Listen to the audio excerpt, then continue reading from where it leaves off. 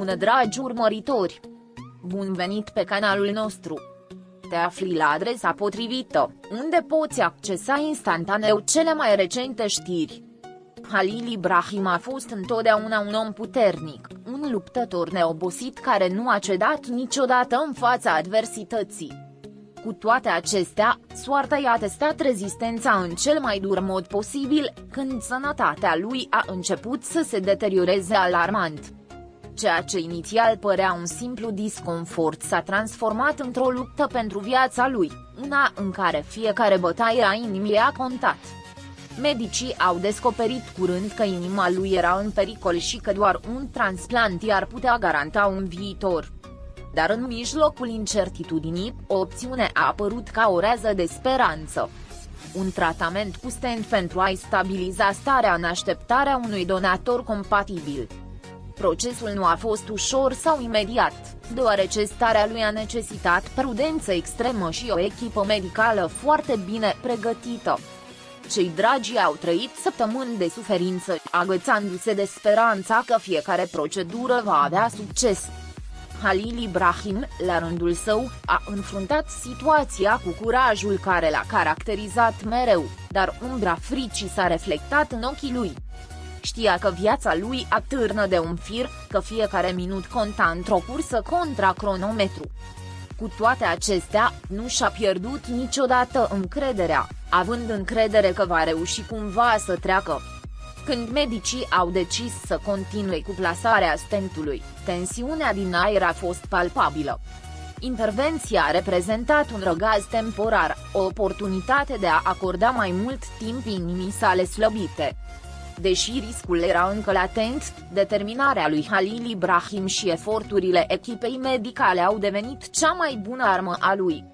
În orele dinaintea procedurii, actorul a rămas tăcut, reflectând la fiecare moment al vieții sale. Știa că acest test îi va schimba existența pentru totdeauna, dar tot ce își dorea cu adevărat era o șansă de a merge mai departe. Sala de operație a devenit scena unei lupte tăcute între știință și destin. Amplasarea stentului a fost un succes, dar corpul lui a trebuit să se adapteze la schimbare. Primele ore au fost critice, medicii monitorizându-i fiecare semnal din corpul lui.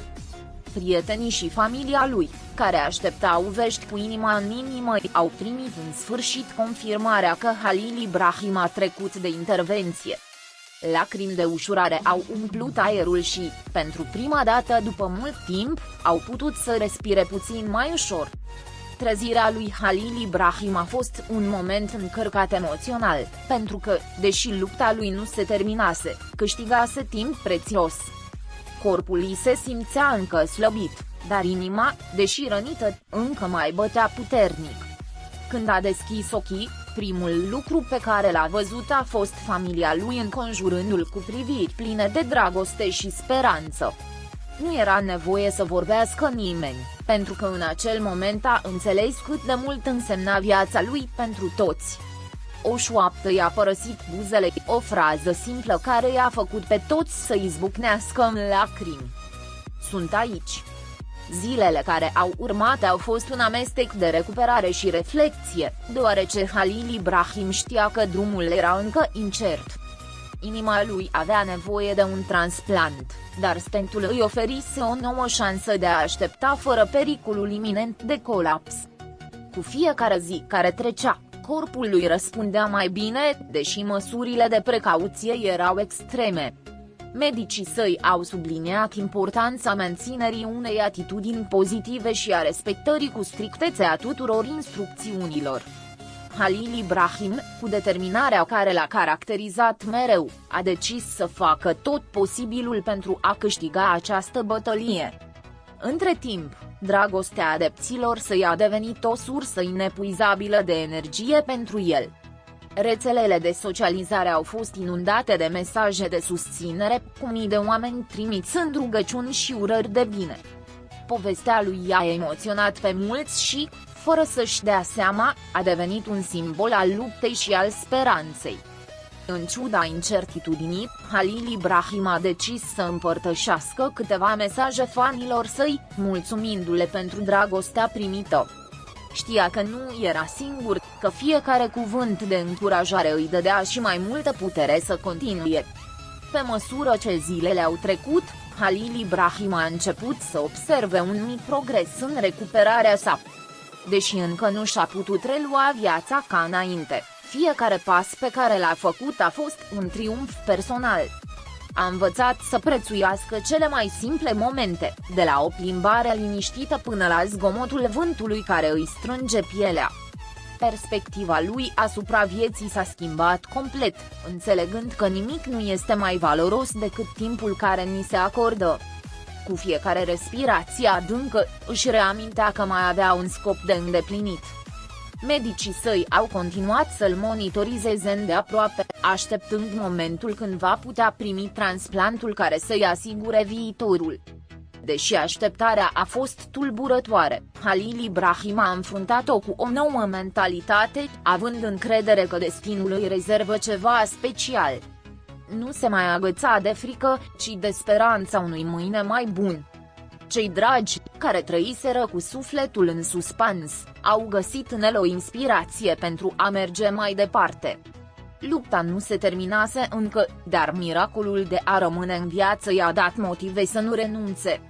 Odată cu trecerea timpului, Halil Ibrahim a devenit o mărturie vie a puterii și rezistenței. Fiecare zi care a răsărit a fost un memento că viața este fragilă, dar și minunată. Deși inima lui aștepta o nouă bătaie, spiritul lui renaștese deja mai puternic ca niciodată. A învățat să trăiască în prezent, fără a lăsa frica să fure bucuria fiecărui moment. Și deși viitorul lui rămânea incert, ceva în interior îi spunea că tot ce e mai bun urmează să vină. Dragostea familiei sale, dăruirea medicilor săi și sprijinul necondiționat al adepților săi l-au susținut în această luptă. Halil Ibrahim a înțeles că viața este un dar care nu trebuie luat de la sine înțeles și că fiecare oportunitate este un miracol în sine. Deși inima lui era încă pe lista de așteptare pentru un transplant, sufletul lui își găsise deja liniștea. În fiecare privire a celor din jur, vedea reflectarea speranței care îl ținea în picioare. Nu știa cât va mai avea de așteptat, dar un lucru era sigur, nu se va opri din luptă. Halil Ibrahim dovedise, încă o dată, că puterea unui bărbat nu se măsoară prin absența fricii, ci prin capacitatea de a o înfrunta cu curaj.